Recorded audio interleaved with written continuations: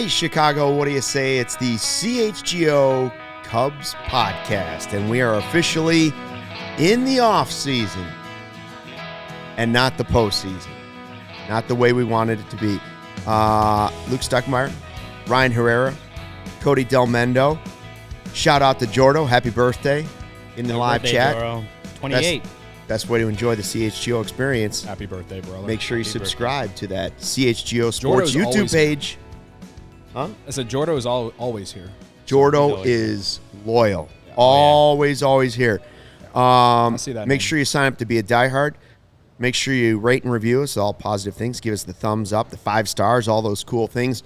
Listen, the season's over, but we are not. 5 days a week, we are here for an hour bringing you Cubs content, chatting with you live. Yeah, yes, Barb, we're live. We are live, Barb. This is the first of our off-season shows. We only have 6 months to go. Only. 6 months more. Only. 5 months till Ryan probably heads out to Arizona. Well, AZ. All I know is that this offseason, I'm not working nearly as hard as I did last offseason. Sorry, Jake. Mentally? Mentally or and physically? And physically. I'm not working nearly as hard. I'm sure Jake loves to hear that. Well, I worked very, very hard this past offseason. Credit to Cody. It's time to work harder. Time to work harder, Cody. Big of him. We're all gearing up for the stretch run next year. And what I mean by that is I didn't take any vacation time last offseason. I'm going on vacation. Going on vacation? And I can't wait to not have the Cubs be part of any of it. Yeah, it's a good thing you don't. It's kind of a good thing the season's over because now you don't have to go to any Cubs games on the road. But you know, that's right. Too soon. You should go up to Minnesota, like our guy Mike Dubs. He's seen a playoff game for $9 tonight. I saw on Twitter. The Twins, or the first game of the season, not tonight. It's their games actually count as the playoffs, huh? Twins. $9 for game 1 of a playoff game up at Target Field. That's because right now it's Trophy Walleye season. What's bigger, Twins or Trophy Walleye season? The answer is how many white-tip playoff walleyes. Games have the Twins lost in a row? A lot. Over 20. Like they haven't won a playoff game since like I was like 13 years old. It's over 20 in a row. Yeah. Barb is pointing out you went on vacation, to Arizona and Colorado. Listen, I never thought the first 5 minutes of the offseason we'd be discussing the Twins' playoff chances, but there it was. So let's back on track real quickly. Cubs 83-79. We on this podcast will discuss the season in general. We'll start talking about David Ross. We're going to have a segment where we lay blame on people. We're going to have a segment where we give credit to people. We'll talk a little bit about the postseason coming up without the Cubs. And we'll talk a little bit about Tom Ricketts as well. Now, we're going to have 6 months to talk about everything, so let's not all go crazy at one time. But here's the main story. 83-79 they finish. Second place in the Central, 9 games better than they were a year ago, but no playoffs. Okay? So the question was asked to Tom Ricketts yesterday, can this be considered a good season? You were there, Ryan. Yep. A, did you believe his answer? What did you think of his answer? His answer was, I don't think we want to start calling seasons we don't make the playoffs good seasons. I think that's a consolation prize. We don't play for consolation prizes. I mean, it's good words, right? Like, it's the right thing to say. I love it. I do, but it's also like I also have the part of me that's like, oh, what else is he going to say? Like, I love it, but back it up. Yeah, exactly. That's what I'm trying to say. Is like, back it up. Like, it was, and we'll talk about it, strides were made this season in different areas, but at the end of the day, if you're going into it wanting to make the playoffs, as they talked about, you didn't do that. You didn't reach your goal. Right. So how do you go into next season and get and reach your goals? And so I'm glad he said it straight up. Like, we're not going to start calling seasons we don't make the playoffs good seasons, because at the end of the day, if that's your goal to make the playoffs, you can't really say at the end of the season this is a good season. You could say you took steps, successes were had on individual basis or whatever, but as a team, you didn't do what you set out to do in April. So it's a good quote. I didn't expect him to say anything differently, but my thing is, like, how does Tom, how does Jed, how do everyone in that organization, how do they go into this offseason, have that, bitter taste in their mouth after missing the playoffs and collapsing in September. They have that bitter taste in their minds, and how do they take that, do the work this offseason, and come back and be better next season and not change it. So we're not sitting here on October 2nd next year talking about the Cubs not making the playoffs again. Oh. I agree with all that. Like, yeah. Strides, sure. End result, not good enough. No, it's not good enough. For me, what he said, I kind of agree with Ryan. Like, what else is he gonna say? But yeah, you gotta show it. You gotta. Well, he could Matt Eberflus it. Oh, we had a lot of good things happening out there. Yeah. You gotta, delusional. If you have to, you gotta finally become one of the franchises that's given a free agent contract over $200 million. You gotta make the right trade. You gotta. This is an off season. Like we thought, or I think going into last off season was the first off season where you could really judge Jed Hoyer on if he can do this job. This offseason, I think he proved that he can do the job, but this offseason is where you ask yourself, can he, really get this thing to sustainability of sustained success, like Theo Epstein said back in the, 10 years ago, more than 10 years ago. And, like they have a lot to prove, right? Like I don't blame anyone if they don't believe what Tom Ricketts said yesterday. This is the same guy who said that he's experienced biblical losses at a time where, so many more people had so much worse going on with them during the pandemic year, all right? Like no one wanted to hear that, and I don't blame people for not wanting to hear that. Have they improved? Has the organization improved since then? Yes. Have they spent money? Yes. Have they spent bad money? Yes. But they have spent money, and that's why I don't put as much blame on Tom Ricketts as much as our friend the Godfather has over the years. But yeah, this offseason it's time to prove that, hey, we really are trying to be like the Los Angeles Dodgers, the Atlanta Braves. Like, spend the money. You got plenty of money to spend, man. And if you have to go in the luxury tax, who cares? The owner for the New York Mets went way over the luxury tax. I know it didn't work out, but they did it. The Padres did it. The Padres aren't a major market franchise. Like last year, it was understandable to why they didn't go into luxury tax. They're still building, but you got this close with a fringe roster. You got to take this fringe roster now and take that next step. You gotta make this thing a real contender. I said on the last show I did, I put my flagpole in the ground. Next year, it's NL Central or bust and NLCS expectations or bust. If they do not at least reach the NLCS next year, I will be disappointed. And I'm saying that now before they've actually made improvements to the roster. Because that's where the fan base is going to have expectations for next year after what we saw this year. This team is significantly improved coming off this season comparably to coming off the 2022 season. Obviously, they have a lot to do to actually get to those types of expectations. But what I'm saying from a fan base perspective, this fan base is they're going to want not just playoffs, but be a real contender next year because they were this close to actually getting in, and the only reason they didn't was their own doing. So take this roster that was firmly in the playoffs at the beginning of September and make it better and make it a real contender. That's the expectations going in the offseason for me and what I'm going to have expectations for no matter what happens going into next year. Because if they just put together another roster of, oh, well, if this works out and this works out and this works out, then we're not taking steps forward. And I will criticize them if that is what happens. All right? Like, Cody Bellinger should be number one on the priority list. They need to get more swing and miss in the starting rotation. They need to add more depth to the bullpen. I'm not saying go get a guy like Josh Hader, but I'm saying you add more depth that can then help with some of the young guys you got coming up, some of the guys who did debut this year that still have a lot of upside. That's what they need to do. They need to continue going up, not stay where you're at. This is like Rick had said, it's not good enough this year. So act like it. That's right. Niren in the chat says the roster should scare the division in the league. That's what Cubs fans want to feel. Yeah. Like the building part has started. You mentioned Jed Hoyer, and you said, all right, Jed looks like he can do the job.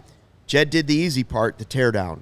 Maybe emotionally that's not the easy part for the guy when you're cutting loose players that you know and like that were part of the World Series team. The hard part is building it back up. And so now this, in my eyes, it was year 2 of trying to build it back up incrementally. Same thing I could be said for Ross. The same thing could be said for Ricketts. I will say, hey, we're headed into a recession. I hope we're not going to get the biblical losses excuse in the offseason. That is one thing that scares me about Shohei's available, Bellinger's available, players are available. I hope we're not going to say, well, yeah, but there's a big recession coming and it's here now.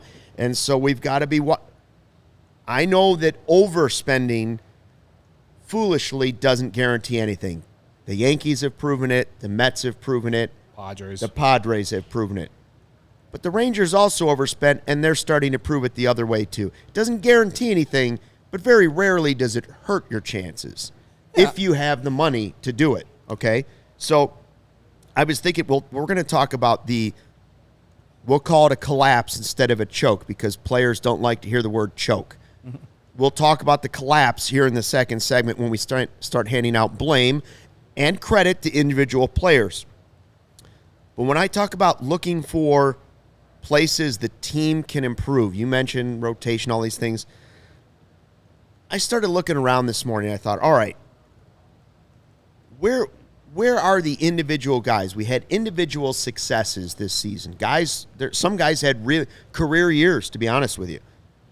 But if you look in the top 20 of Major League Baseball for individual success by Cubs players, okay? Batting average is one of the few where they have some guys. In the top 20 in Major League Baseball, I know you guys are going to say batting average isn't perfect. This proves it. Batting average, Bellinger, 6th in all of baseball. Seiya, 14th in all of baseball in batting average. Nico, 19th in all of baseball. They had 3 players in the top 20 of a major offensive statistical category in all of baseball. Mm-hmm. All right, I would say the offense actually was probably better than I expected it to be. Still not good enough. Hits, only Nico tied for 9th. Homers, nobody in the top 20. So even though they had all these guys that hit 20 home runs, did they have anybody that was in the top 20 in Major League Baseball? The answer is no. There's a place they need that. Runs scored, only Nico, 18th. Not good enough. Stolen bases, Nico, 6th.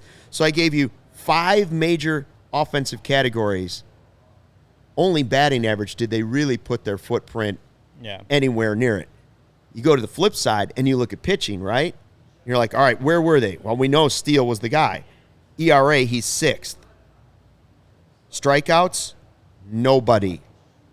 Glaring asterisk red flag in the offseason.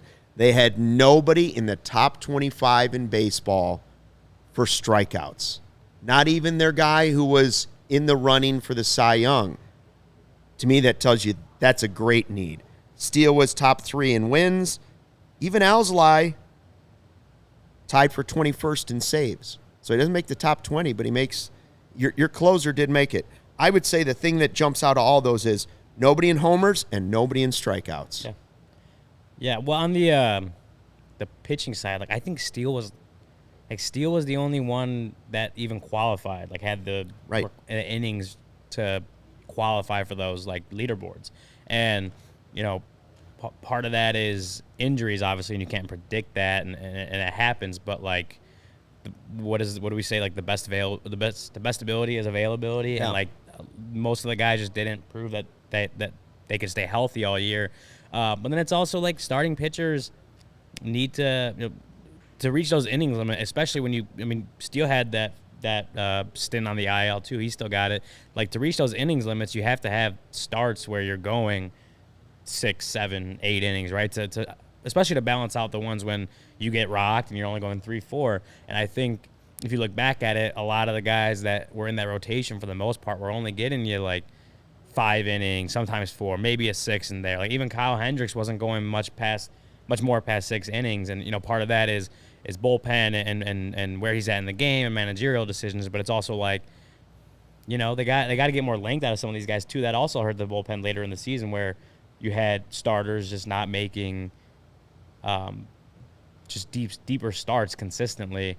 And, you know, I think that's something that they're going to really need next year for sure. It's like Justin Steele can't be your only qualified pitcher on those leaderboards. But, yeah, and then on the hitting side, I think, you know, power was a concern for us last year.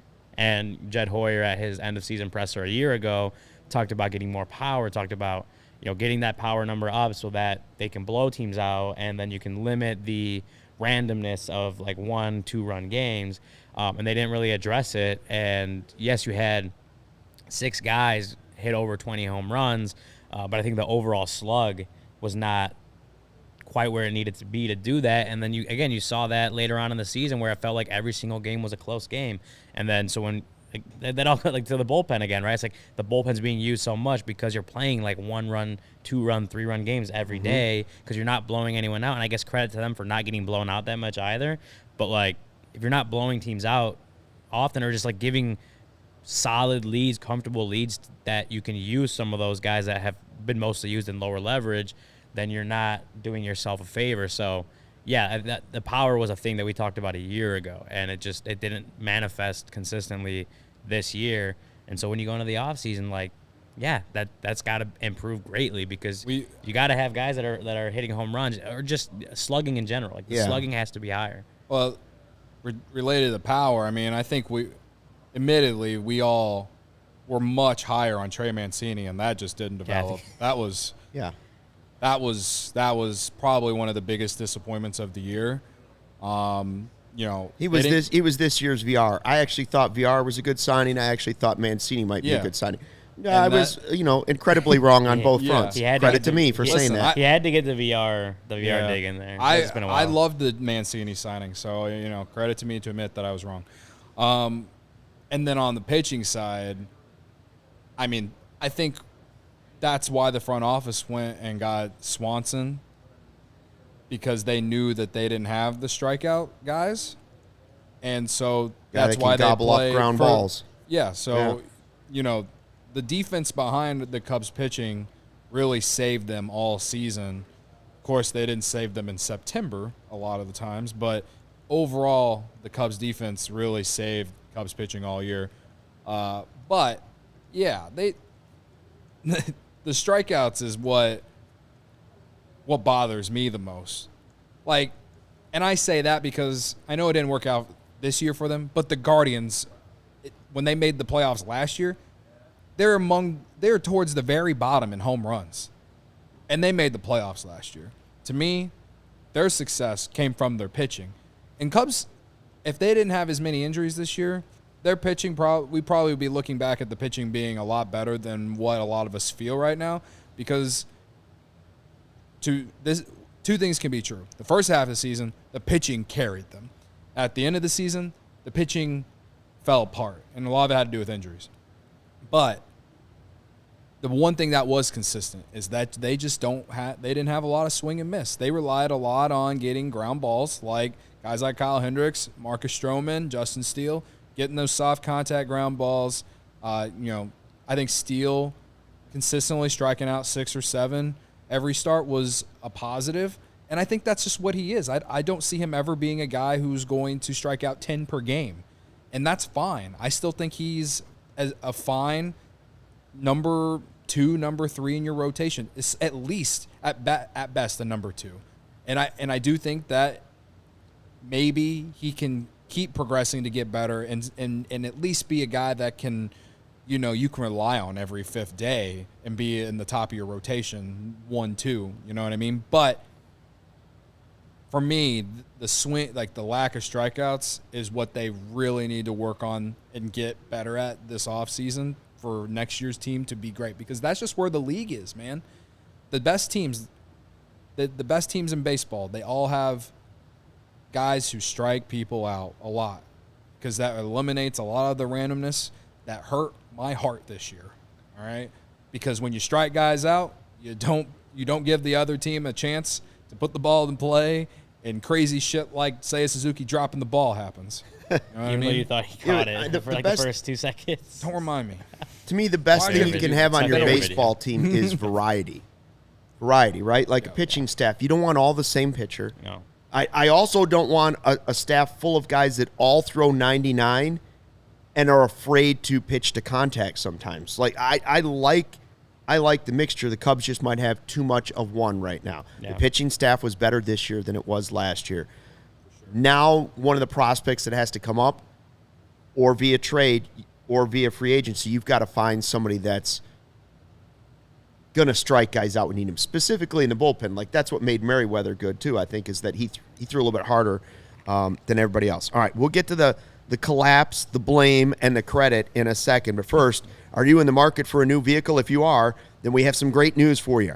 Ray Chrysler Dodge Jeep and Ram in Fox Lake have joined the CHGO team. At Ray CDJR, you're always able to shop one of Chicagoland's largest inventories and find unforgettable savings. And right now, during the Ram Power Days at Ray CDJR, only in Fox Lake, you'll be able to secure 0% financing or 17% off new Ram models. And that's not all. Now through October 31st, that's Halloween, explore their newly renovated showroom and take advantage for a limited time of their 7-year anniversary savings. So if you're in the market for a new vehicle, then you have to check out the team at Ray Chrysler Dodge Jeep and Ram, because they are the only team we recommend. Visit them today on Route 12 in Fox Lake. For more information, visit Ray CDJR in Fox Lake or raycdjr.com today, serving the community since 1963. Let me also tell everyone about our friends at Game Time. Please. So, I'm looking at Game Time right now. I went to a Bears game last year, first ever Bears game I've ever been to. Mm-hmm. It was the Texans game. I think it was the walk-off field goal game. And it was one of our first tailgates, actually. Yeah. Me and my family were there, and we're like, just go to the Bears game. Huh. We got our tickets through Game Time. It was great seats. We loved it. If you're looking for tickets for Bears game, if you want to go to a Bears game, deals to be had this season, and you'll find the best deals with Game Time. You shouldn't have to worry when you're buying tickets to your next big event. Game Time is the fast and easy way to buy tickets for all the sports, music, comedy, and theater events near you. With killer last-minute deals, all-in prices, views from your seat, and the best price guarantee, Game Time takes the guesswork out of buying tickets. I'm looking at it right now. Yeah, they got tickets for all the upcoming Bears games, again, as I was talking about. So if you want to go to Bears games, can't buy anything for Cubs right now, but we know the Bulls and Blackhawks are starting up already right now. So if you're excited about that, you want to go see Connor Bedard, you can totally go Game Time and get your tickets there. Game Time is the only ticketing app that gives you complete peace of mind with your purchase. See the view from your seat before you buy, so you know exactly what to expect when you arrive. All-in prices show your total up front, so you know you're getting a great deal without hidden fees. Buy tickets in seconds with 2 taps. They're obsessed with finding ways to help you save money on tickets. Game Time has deals on tickets right up to the start of the event, and even an hour after it starts. It's the place to find last-minute seats. Find exclusive flash deals and sponsored deals on tickets for football, basketball, baseball, concerts, comedy, theater, and more. With zone deals, you pick the section, and Game Time picks the seats for an average of 18% savings. And the Game Time guarantee means you'll always get the best price. If you find tickets in the same section and row for less, Game Time will credit you 110% of the difference. Take the guesswork out of buying tickets with Game Time. Download the Game Time app, create an account, and use code CHGO for $20 off your first purchase. Terms apply. Again, create an account and redeem code CHGO for $20 off. Download Game Time today. Last minute tickets, lowest price, guaranteed. I see we got 103 people in the watching, only 24 likes. Yep. And I need that to make sense. So we need more likes. Hit the here. like button, please. Keep hitting the likes. Day 1 of the offseason. If you're mad the Cubs didn't make the playoffs, give a thumbs up. Yeah. Don't hit the thumbs down. Why didn't they make the playoffs? That's the question. Starting September 7th, Cody, we like to remind everyone the stat was 90% chance. 92.4%. Do we like to do that? 92. After they swept the Giants, it was 92.4%. Do we like to do that, though? So entering that series with the Diamondbacks, they were over 90% chance to make the playoffs. Then they went to lose 15 of their last 22 games. 15 of their last 22. That is a collapse, folks. 12-17 in the final month of the season. So we know it didn't go well. Was it they were tired? Was it that they weren't talented enough? Was it coaching? Was it pressure? Was it maybe yes. Maybe a little bit of everything, right? So let's do this segment. We'll give our blame, and then we'll also give credit to some people. Now, the number one person in the chat, I understand, because I saw the godfather of CHGO, Michael Collada, right away say, let's start the offseason right. Fire Ross. Death, taxes. Well, welcome back to the Godfather, right? Yeah. Like he was He's back. He's back. He was in back. Florida. Yeah, he's back in Illinois now.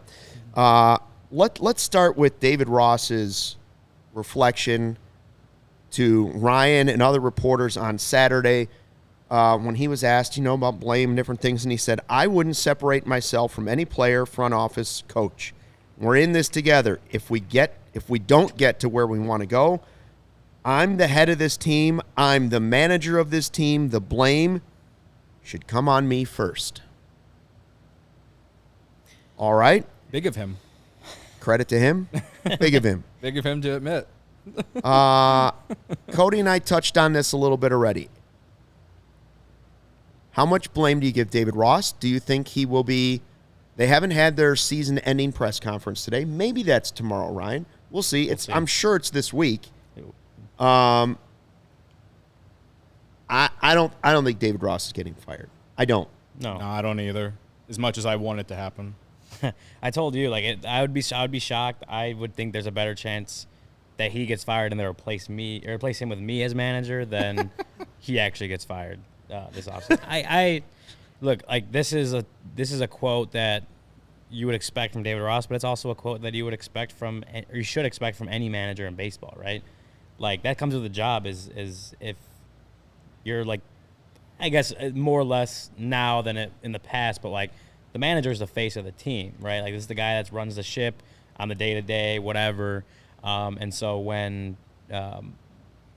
things go wrong, as they did in September for the Cubs, the manager's the guy that gets the first blame. And the second guy is the hitting coach. Yeah. At least in this organization. In this organization's hitting coach, yeah. So I wouldn't expect anything different from David Ross. He understands the business. He understands that part of it and understands that, he's going to be scapegoated at least by the fan base for that kind of stuff. And that was what he signed up for. But when you ask, how much blame does he deserve, I can't give a percentage to it. They don't have really manager stats on Fangraphs or anything. They don't have a Fangraphs manager. I've had people in the chat say he single-handedly cost them the postseason. No, I don't buy that scenario. No, but he I'm not saying he doesn't deserve blame, but he didn't single-handedly do it. He deserves blame, but there's everyone deserves blame, right? David Ross made mistakes, and he, maybe he cost them a couple games here and there, but the players know, and the players talked about it. We asked about David Ross, and guys like Dansby and Kyle Hendricks and the team leaders talked about they know they didn't perform when it mattered in September. They were able to get themselves out of the hole, but they didn't perform when they needed to in September down the stretch, right? Jed Hoyer has acknowledged the decisions they made last offseason and kind of the hand that was dealt to this team as far as the depth and stuff goes, pitching-wise, and that they felt like they had the depth, whether it was through some of the guys they brought in or guys that were moving their way up the system, and ended up not being enough. And you saw that, and he's acknowledged that. The front office deserves blame. The players deserve blame. David Ross and his coaching staff deserve blame. Player development deserves blame, right?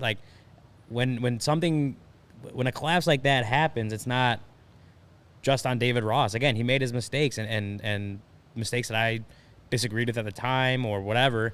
But it's on everyone in that locker room and that front office that just decisions that have been made over the last year, or even more than that, led to this, and then play during that last month, whether it's managerial decisions or guys not coming through in the clutch, or the bullpen starting to falter, or the starting pitching not always doing their job, whoever it is. Like, there's a lot of people in this organization and on this team that deserve the blame. So like I said, I can't give you a percentage of blame that David Ross has, just like I can't give you a percentage of the blame that Jed Hoyer deserves, or Dansby Swanson deserves, or Ian Happ. Like, they're all, as he said, like, we're in this together, right? Like, they all contributed in some part to not getting the job done, and they all deserve blame. And I think David Ross, he's the guy. He wants to take all the blame, right? He wants to be the guy that shoulders the blame.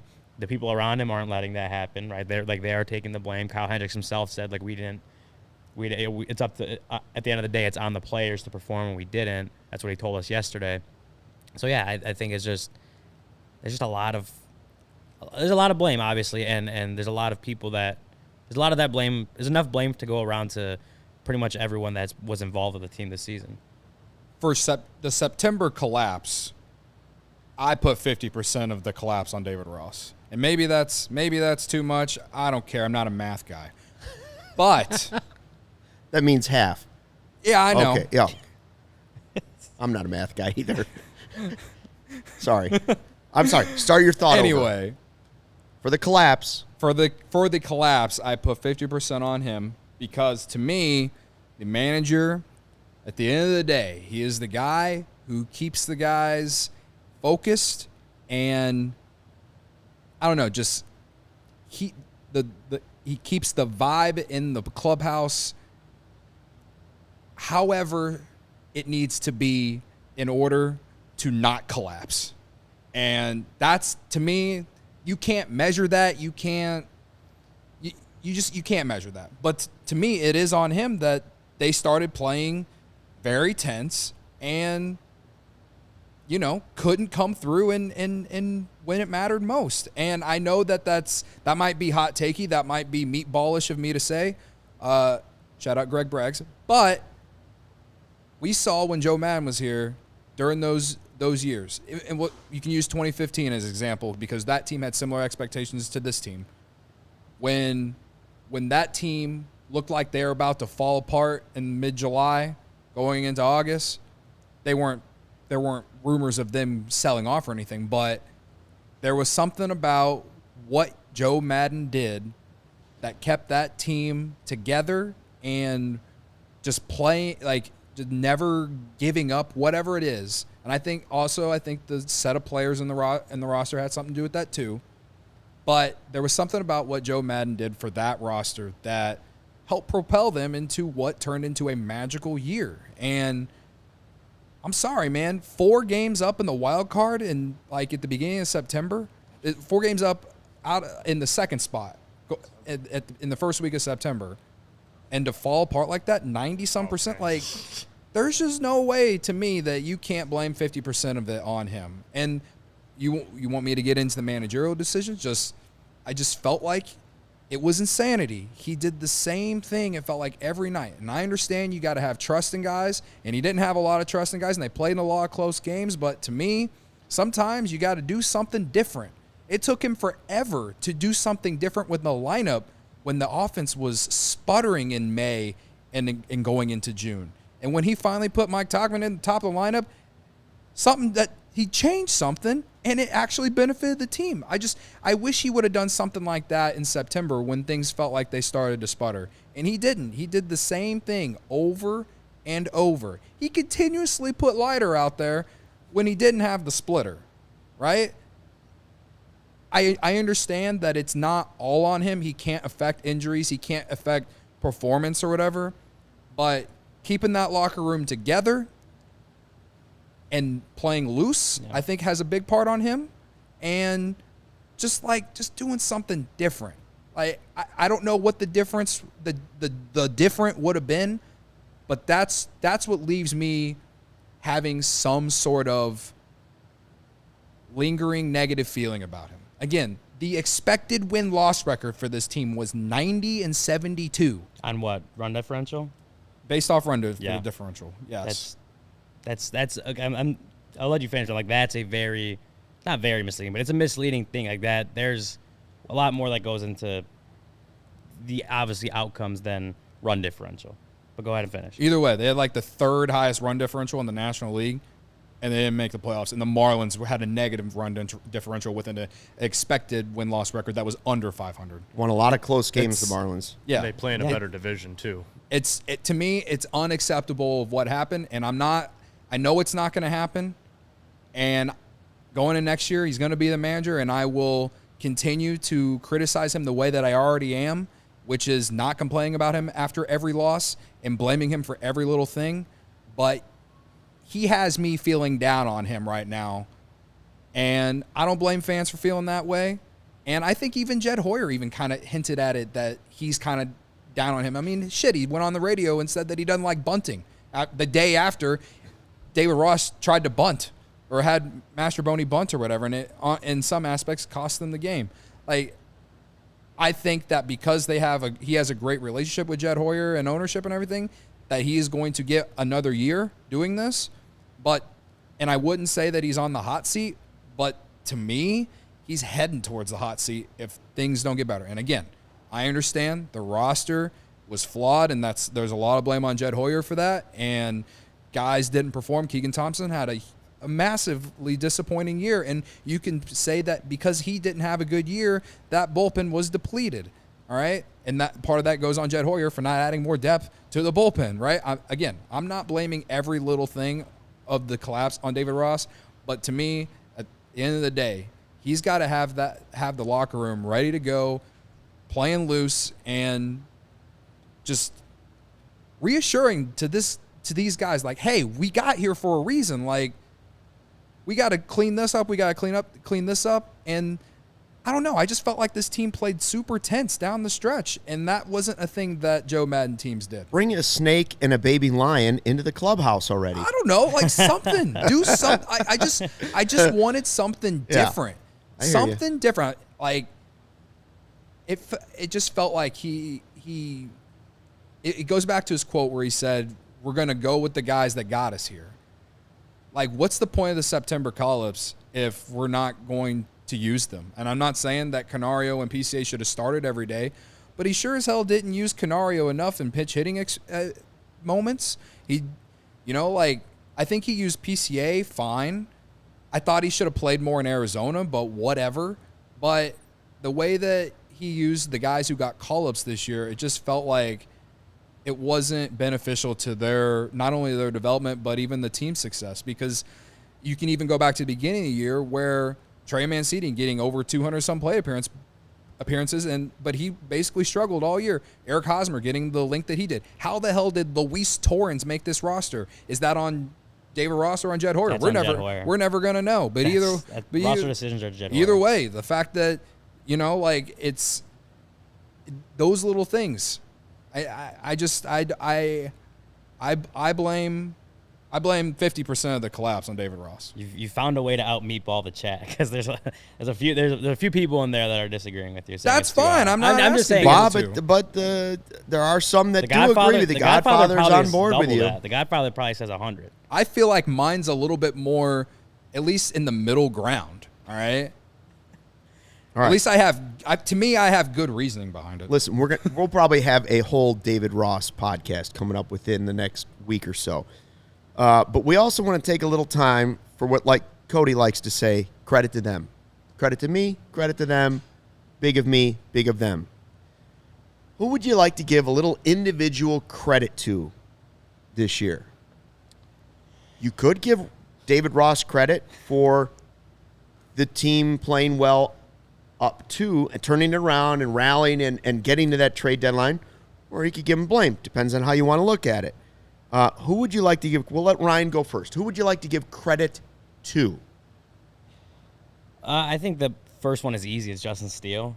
Yeah. I think Justin Steele, we have the graphic on the show. He became the ace of this team. And, his last two starts notwithstanding, he was just really, really good all season. To the point where I don't know what we expected Steele to be this season. I know he had a good 2022 season. I don't think any of us expected him to blossom into an ace, but I think we had potential. Like, and even All-Star felt like, that would be really good if he could get there, right? And he got higher than that. And he was in the Cy Young race for like the last 2 months of the season until his last couple starts. Like, he was everything the Cubs needed as a number one starter, especially after Marcus Stroman went down. Because like Marcus Stroman was the guy, he was the number one guy. He was the Cy Young guy the first half. Then he obviously struggled and then went down with injury. And then, I mean, the keys to the rotation were kind of handed to Steele by necessity. And he took that and for start after start after start, he ran with it. And it was just like, you're talking about where this team goes from here and like what they need to do in the offseason. It's like, if Steele doesn't do that, we're talking about like they need to sign an ace, right? Like trade for an ace. Like that's the narrative.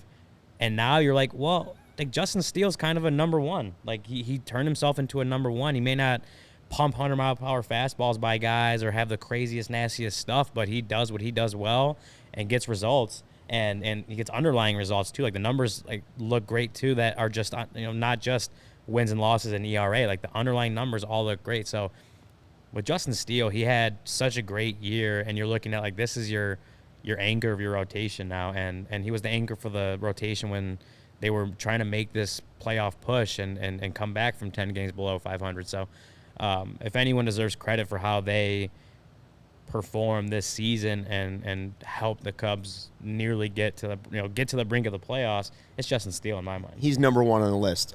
Cody, who do you want to give credit to? Kudos, if you will. Oh, of course. Mike Tauchman literally saved the season in St. Louis. Jed Hoyer literally admitted it. They decided to buy after he caught the ball in St. Louis. Did they send it to Cooperstown? They should have sent that ball to Cooperstown. But on the real, though, like, he was a great, like, addition that no one thought was going to be anything. Played in Korea last year, comes over, gets called up in, I think, like mid-May after Bellinger goes down. And, he didn't put up Bellinger numbers, but he was a big part of them even playing into September for games that mattered. And I think he has a nice spot on this roster next year as like a fourth outfielder.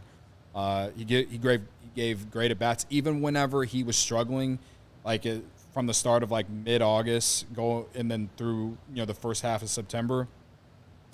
He still gave you great at-bats, and he walked a ton on this team. He was probably, Ian Happ had the highest on-base percentage for this team, I'm pretty sure, but he had to be in the top 5 and at least an on-base percentage for this team this year. I just think he's a great veteran piece that, again, will give you great at-bats and will find a way to get on base to help set the table for, hopefully, guys like Bellinger and Seiya and whoever the next guy that they add to make this lineup better. I think he legitimately is a big part on why they even bought at the deadline. So I agree. The Palatine Pounder was exceeding expectations for absolutely almost every Cubs fan out there. Yeah, he was a major contributor for that. How about run that summer Mike Tauchman? Heck, we made a shirt about that game the guy. in Milwaukee that he sparked that 3-run ninth inning and they come back to win that game. They were down 3-1. He was awesome this year. When you think about Cody Bellinger going down at that time, and it was like, okay, how do they replace it? And it was like Mike Tauchman comes in, and again, another guy just like he didn't break camp with the team. Obviously, he'd been a little bit of a journeyman throughout his career. I think he was in Korea last year. He kind of came out of nowhere, and he didn't put up Cody Bellinger's April numbers, but he put up the kind of numbers that you're like, okay, we're comfortable having him here until Cody Bellinger gets back. And that was all you could have really asked for him that whole summer. Like he was a very surprising key piece of that summer and that run they made. I saw in the chat that Fernando says Seiya for finally getting healthy and finally getting it on track. That's a good one. That's a good one too, Seiya, someone you could give credit to for finishing strong. John Owen, hello, joining us in the live chat today. My first one, credit to them, is the other. Steele is the obvious one in the pitching staff. Bellinger is the obvious offensive player. Cody Bellinger was a roll of the dice free agent. One that, frankly, we were mildly excited about just because of the potential, but we also thought it could end up like Mancini, right? Like, The potential was there when they signed Bellinger that they could have a Mancini, Hosmer type signing. We said all along he had the highest upside of those three guys who had been pretty good at one point in their career that had then been not doing well. We said, oh, he's the highest upside, but he's just as likely to fail. But then they brought in the Dodger hitting coach thing and was like, all right, maybe some possibilities. I don't know too many people that expected 26 homers, 97 RBI, 20 stolen bases, and a batting average over 300 while playing great center field and great first base. We've been waiting for somebody to play first base since Anthony Rizzo was sent away.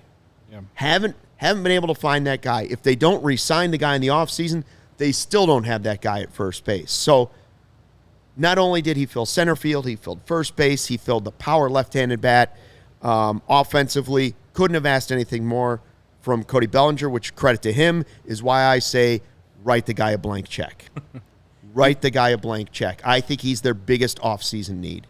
He was the closest thing to an elite superstar player for the Cubs since Chris Bryant's MVP season. Yes. Like even better than Javi, who finished second and runner-up in 2018. He's better than that because his strikeout rate went from 27% last year to 15% this year. He was the entire package. He's not an off-season need.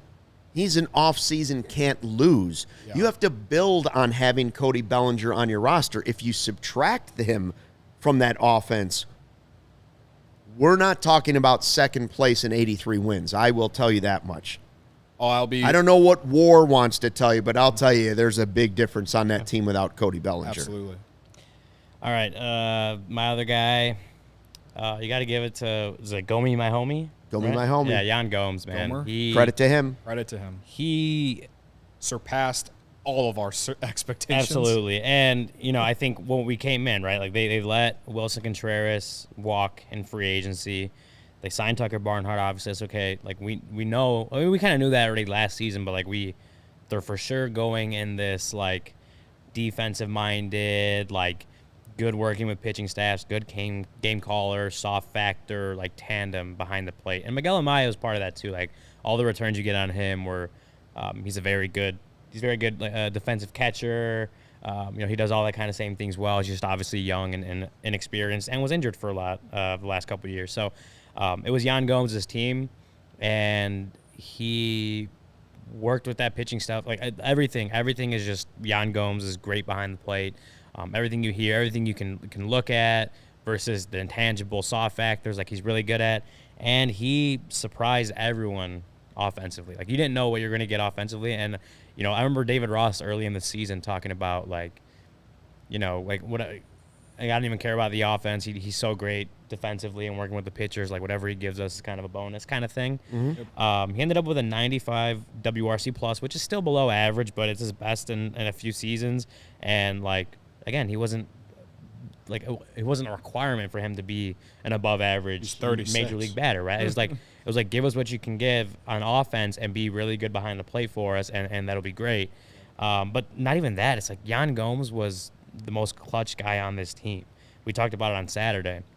He had a 192 WRC plus and Fangraphs high leverage moments, which is better than obviously. I was gonna say better than so and so. No, it's better than everyone else on the team. He was like the guy that, especially by the end of the season, when he came up in a big situation, it felt like he was coming through all the time. Like there was a few weeks there where he struggled offensively, but that comes and goes with the full baseball season. But he just it felt like every time he was going out there in a big spot, guys on base, runners in scoring position, whatever, close game, like he was going to come through. And the eye test shows that, the numbers back that up. Like he was everything they needed in like a veteran guy in the moment, right? In the big moments, a veteran guy that comes through. That was Yan Gomes this season. So yeah, credit to him for having just the kind of season, again, that almost got the Cubs there because he played so well when it mattered. Yeah, I mean, obviously what he did for the pitching staff was huge, while the other guy went to St. Louis and they had one of the worst pitching staffs in the league. The other guy.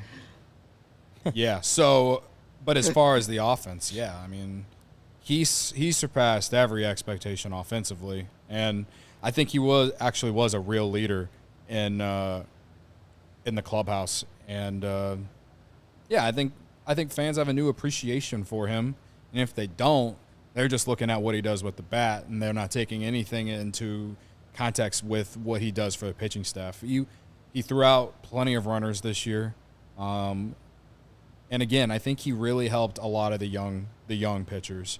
Some of the young pitchers that still struggled, I think that a lot of that has to do with the fact that they're young pitchers, but I do think he plays a big part in helping Justin Steele get to where he is, and helping some of the other young guys that kind of took big steps this year. So he was everything you could ask for. So I'm all about picking up that option for him to come back next year. My question, my wondering thing about the catching position is how much more can Gomes take, because he is going to be 37 next year, and they need to get Amaya implemented. They need Amaya to take that next step next year, and that next step is just, I don't know, trying to become a major league catcher, because I felt like Amaya really fell off in the second half of the year. Well, it's the most baseball he's played, obviously, and he came back from an injury. That's true, too. All right, Cody, who's your credit to them? Who's your final credit to them? Someone said in the chat earlier, and yes, it is the Ass Man. The Ass Man, in some aspects, saved us all from the collapse happening in August instead of September, or instead of just September. He came in. He got inserted into the rotation around the beginning of August. I think his first start was against the Braves, and I think he went like 4 1/3 or whatever against that powerful lineup. But then they went to Toronto shortly after. He shoved like 7 innings down the Blue Jays' throats. And, that was just kind of the start of him, really becoming a major factor in the Cubs' rotation. I do think still that he is better as a multi-inning reliever in the bullpen. But I think the thing about him that makes him so great is that he was probably the most versatile pitcher on the staff outside of Drew Smyly, a guy who you put him in any role and he'll go out there and do it. You need him to pitch middle of the inning relief innings because some guy didn't perform well that day, fine. You need him to pitch in the 8th inning because your bullpen is kind of taxed and you haven't used him in a few days, fine. You need him to step in the rotation because Marcus Stroman's hip is all messed up, fine. Like he just excelled in every role that the Cubs put him in this year. And we talk about Steele being a homegrown, developed guy. This is another guy. I don't think he has the ceiling of Justin Steele, but I do think he's for a homegrown pitcher to be able to come out there and be able to insert in any kind of role is, it's very valuable, and I think that it could get overlooked by a lot of casuals. Yeah, I'm kind of with him that, like, I don't know if you're looking at like a playoff rotation that he's a huge part of it, but I think he's proved he's got a spot on a good major league team. Like whether that's in the bullpen, multi innings, whatever it is. Like you can you can use a guy that gets results, right? You can use a guy that has maybe the underlying things don't love him or like the stuff plus or whatever, right? But like he pitches very well. He likes the moment. He's that chameleon that kind of went back and forth between roles all year. Like there's a spot for if this team is going to make the playoffs next year, like there's still a spot for Javier Assad on this team. Isn't that almost exactly what we said about Steele 2 years ago? I mean, I'm not saying I didn't think Steele had the ceiling that he's showing he had. So I'm not going to put a limit on Assad. I'm not expecting him to become a frontline starter for the team, but I'm not going to put that limit on him. He's a young pitcher, and frankly, he was not until we saw him pitch in the World Baseball Classic. I never had expectations for him to have this type of season. Yeah. He wasn't even on my radar. Not that he wasn't somebody they talked about, but I was thinking Keegan Thompson. I was thinking Steele. We were waiting to see where they were going to go this year. We were thinking Wesneski. And here comes the ass man, ready to shove it for at least half of the season. Yeah. And it took him a little while to get it going, and he maybe didn't finish great, but there's something to build on next year for him. And I also love the glasses. I'll leave it at that. The glasses are love the glasses. I mean, we kind of put him. You can put him and Jordan Wicks together. I mean, Jordan Wicks also basically did the same thing. Yeah, just a little later in the season. And to me, he's already cemented himself as at least a 4 or 5 starter for the Cubs next year. So Okay. My final Also credit has to glasses. them yeah, that's what I'm saying. That's why I might said not it. make some people happy. My final credit to them. My final credit to them is Dansby Swanson. Oh, The big offseason signing. The next guy they wanted to have, and I've already seen the chat saying he shouldn't be batting 5th or 6th. That's not his fault. I agree he's not a 4 or 5 hitter on a great team. Again, not his fault. That's where Jed and Tom and Carter Hawkins need to fix the lineup so he's not your number 4 hitter. He still delivered 22 homers, 80 RBI, 744 OPS, and defensively, remember I had those rankings for guys for pitching and hitting and do we have anybody in the top 20 individually? Yeah. Do we have anybody in the top 25? Here's one defensively. Number one in outs above average. And he was the cheapest of the big money free agents. And frankly, that's not even a big money deal anymore when you're talking about a shortstop. They got so far 1 year of Dansby Swanson. They got exactly what they were looking for and more. They got a guy who's a leader, a guy who works hard, a guy they can look up to, a guy that when the roster improves, they can move down the lineup, and a guy that will gobble up every ground ball hit to shortstop that you can imagine. Did he make some errors in the month of September? Yes. Players make errors every once in a while. The problem was his error came when another guy's dropping a fly ball and another guy's throwing. They all happened at one time. Dansby Swanson, for me, was everything we expected him to be, and frankly, probably more in my opinion. Now, I split that. Dansby, credit to him, but also, let's not forget, credit to me. Credit to me. Why? Big of me. Credit to me. Who on this podcast said 83 wins this season? Oh, God. Before we started, who said 83 wins? Kevin, do you have any idea who said 83 wins?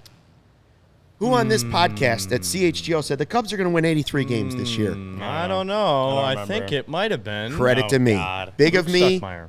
Credit to me.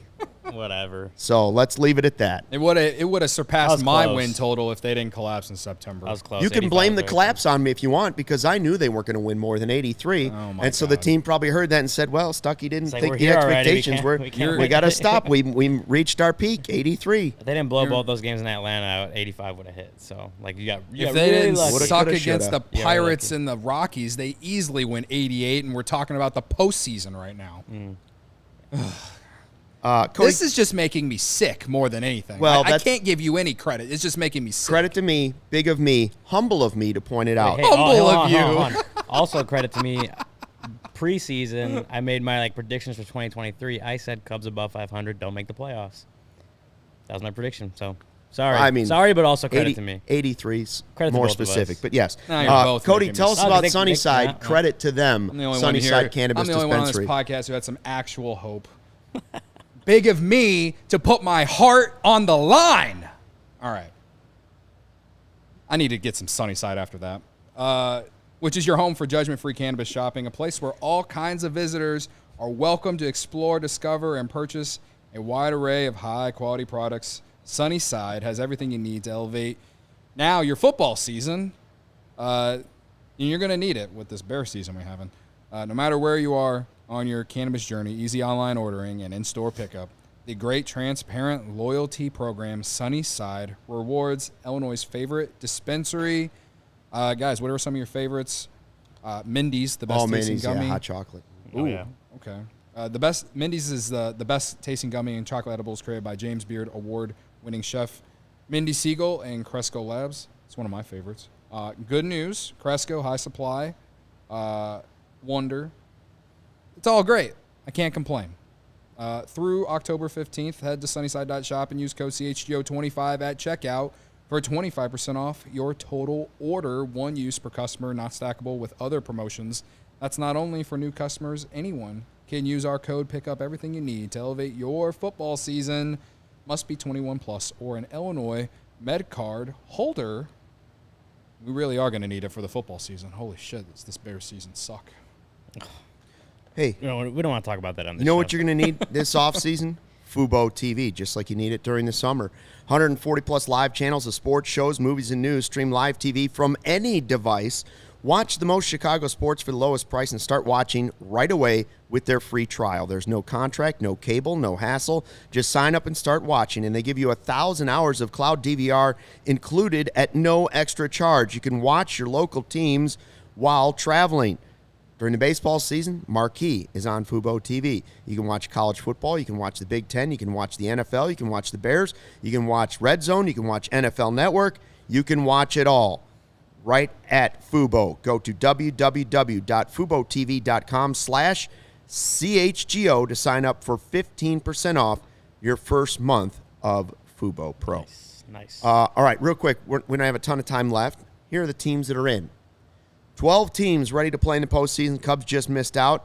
American League, you got the Rangers against the Rays. You got the Blue Jays against the Twins. And you have the Orioles and the Astros with a bye. National League, Diamondbacks, Brewers, Marlins, Phillies, and the Braves and Dodgers with a bye.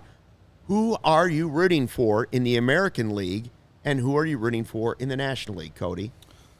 Well, if you go back to our preseason predictions, credit to me for jinxing the St. Louis. Those are awful. All of ours Yeah. are so bad. Well, outside of my 83. credit to me for choosing the St. Louis Cardinals to win the World Series. Credit to me because I'm just always wrong about everything. But I had them facing the Blue Jays in the World Series, so I guess I'll root for the Blue Jays in the American League. As far as the National League, anyone but the Milwaukee Brewers. I am the number one certified Milwaukee Brewers hater for the next however many days I have to be. Anyone but the Milwaukee Brewers can take the National League for me. So, that's where I'm at. I'm a broken man right now. Go D-backs. For PHNX Right. for them. But I am, For our company. I'm so very broken from September right now, so it's even hard to root for them. But I will root for them over the Brewers. All right. Who are you rooting for, Ryan? I don't know if I'm really rooting for anyone. I like the Orioles stories. Yeah. Like they're just a fun team, and I don't remember what the record was last year, but they were not nearly this good. And a lot of those young guys have come up and stepped up and been playing well. So credit to them for doing what they've done this year. I'm looking at it, like I said, D-backs, we got PHNX, Phillies, PHLY, for the good of our company. At least make some noise. Let's grow. Let's grow this damn company. Just make some noise. I'd root for the D-backs more than the Phillies because, first off, PHLY has literally existed for a month. They don't deserve a championship. Wait, wow. hold on. We don't want them Pettiness. to grow? The pettiness. I want them to grow, but Not a company man, confirmed. I'd rather PHNX Clip have it, send it success to Philly. over them. They've existed for a month. You know how much pain we've had to deal with here? They deserve some pain too, all right? They have the Eagles, all right? They could have some success with the Eagles, not the Phillies. I'm sorry. All right. I would Craig like to also see. points out that Brandon Hyde is the Orioles manager. I would like That's to see fair. Blue Jays and Orioles. Brandon Hyde is my reason for the Orioles. Blue Jays, like a lot of their players, like some of their young players. National League, I'll just go Phillies just because Schwartz. I'll always root for Schwartz to do well. Other than that, anybody but the Brewers. Anybody but the Brewers. And also, I don't want the Rays to do well because I don't want Cubs ownership to start saying, look how cheap they did that. Hey, guys, it's not something you need to worry about, something you can always root for? Goose Island beer. Oh, yeah. Goose Island, the official beer of CHGO, Chicago's beer since 1988. Oktoberfest is out right now. The 312 Wheat Ale, one of Cody's favorites. And the Beer Bat will be back next season. You can bet Cody will be trying to use the full pocket Pilsner. It's so smooth. We have tailgates coming up all season. Just had one, Bears-Broncos, big success out at Wabash and Cermak. Make sure you sign up to be a diehard so you get 20% off. All the Goose Island you can drink is included in those tailgates. Grab Ultra Fresh Brewer exclusive beers at Goose Island's original brew house on Clybourne Avenue in Lincoln Park or from their tap room on Fulton Street in Westtown. Goose Island Beer Company, Chicago's beer. And Ryan always tells me, make sure you take your Shady Rays when you go outside. Take on the sun with gear that's built to last. Our friends at Shady Rays have you covered for the warm weather ahead and the cold weather that's coming up here too. All of these with polarized shades at an affordable price. Shady Rays is an independent sunglasses company that offers a world-class product just as good as any expensive pair I've ever worn. Durable frames, extremely clear optics for outdoor adventures, and that's not all. Shady Rays offers the most insane protection in all of eyewear. Every pair of sunglasses backed by lost and broken replacements. If you break them or lose them, even on day one, they told us they'll send you a brand new pair, no questions asked. Wear your Shady Rays with confidence because they have your back long after you purchase them. And together with their customers, Shady Rays is providing a much-needed support to nonprofit partners across the U.S. with Shady Rays Impact. From building play sets for pediatric cancer patients to providing young adults with MS the outdoor adventure of a lifetime, Shady Rays is making an impact in your community and others like it now for years to come. If you don't love your Shady Rays, exchange them for a new pair or return them for free within 30 days. No risk when you shop. Their team always has your back. And here we go. Ready for this? Exclusive for our listeners. Shady Rays, pay attention now, giving out their best deal of the season. Go to shadyrays.com. Use the code CHGO. That's CHGO. 50% off 2+ pairs of polarized sunglasses. Try for yourself. The shades rated 5 stars by more than 250,000 people.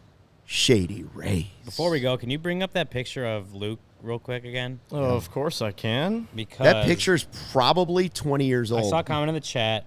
Carter Hawkins have not yet confirmed. Wants to trade me? No, I've not yet confirmed if that is the actual general manager of the Cubs or not. I think it might I be. want the facts get in the way of a good story. Based on the chat, I would say probably But he is. said Luke's photo screams assistant bank manager. So if you got a job at a bank, I'm willing to work 2 jobs. I had to mute my mic. I was laughing at that comment. if you're listening, you should go to the YouTube and come and watch this part right now because I don't know how old that photo is, but that's an older photo. Quick Google search, found it. First page was like the third one down. Just grabbed it, put it right on.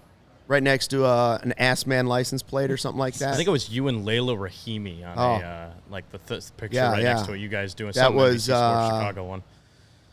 In the Loop. The Yes. show was In the Loop. Yes. Yes. And then after that was all your And then Emmys that we you've changed won. it to In the Luke. And Astros winning the World Series. By the way. Astros winning the World Series. Make me vomit. No. They are not. Nobody's talking about Houston. They're talking about everybody else. that's Houston's still the best team in the postseason. They're going to win it all. ooh, we'll see. I sure as hell Make me hope not. vomit. I sure as hell hope not. Okay, I'd rather them win than Milwaukee. That's where I draw the line. Yeah, that's where I number draw 1. the line. Brewers don't win. Number 2, Astros don't win. We got a fan base that has their ballpark falling apart and their fans piss on concourse. Sure as hell, I'm not rooting for the Forgot about Milwaukee that. Brewers. I forgot about that. Screw them. All right. Pisses me off that they're in this postseason. Ugh. We'll be back tomorrow with another hour podcast, like we will all off season long. So please don't leave us. 5 days a yeah. week, we're going to be here. Off season just starting. Probably Monday through Friday. That's the plan. 134 Plan, I believe, days is Monday until through pitchers Friday. and catchers report. Getting close. A lot. Getting close. I need a vacation. Now, brother. the one variable might be whether Ryan is at Wrigley Field whenever Jed Hoyer decides he wants to talk, So we'll see. or maybe they fire David Ross, but I don't think it's coming. I don't think it's coming, guys. I think that's going to be a regular press conference. What guests should we get on this offseason? Hey, anybody Ooh, you in know the what? chat want a That's- guest? What guest you thinking? Let's get everyone. Don't say Cody Bellinger. all of them. Yeah, he's not a Cub right now He's anymore. a free agent. Yeah, it would be Free agent. disingenuous for him to talk about. Maybe the we'll Cubs, get right? Boris. Let's call Boris. Yeah, there you go.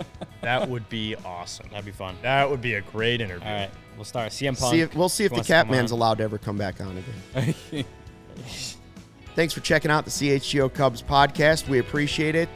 Thanks to everybody in the live chat. That was fun. Make sure you subscribe to the CHGO Sports YouTube page so you don't miss any of our shows. And if you're listening to us in regular podcast form, whether that's Spotify, Apple, whatever, make sure you give us good reviews. We appreciate you as listeners as well. And don't forget, until tomorrow at 1:20, fly the W.